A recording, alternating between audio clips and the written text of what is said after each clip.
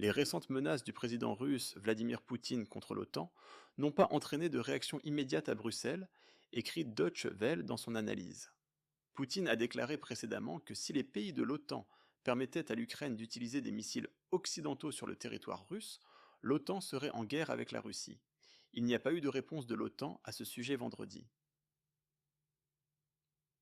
Le secrétaire général sortant de l'OTAN, Jens Stoltenberg, a constamment déclaré que l'OTAN, en tant qu'organisation, ne participera pas activement à la défense de l'Ukraine contre l'agresseur russe. Le chef de l'État russe, Vladimir Poutine, a dit à un journaliste à Saint-Pétersbourg jeudi qu'il répondrait en fonction des circonstances aux menaces de l'OTAN.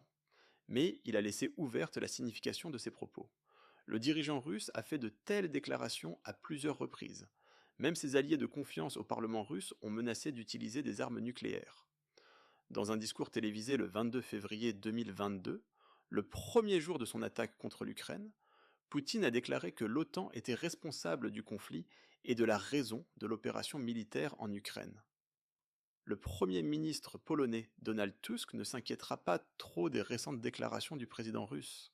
Les développements en Ukraine et sur le front russo-ukrainien doivent être pris très au sérieux, mais je ne donnerai pas une importance excessive à la déclaration du président Poutine, a déclaré Tusk devant la presse à Varsovie, un jour après sa rencontre avec le secrétaire d'État américain Anthony Blinken, qui était venu de Kiev.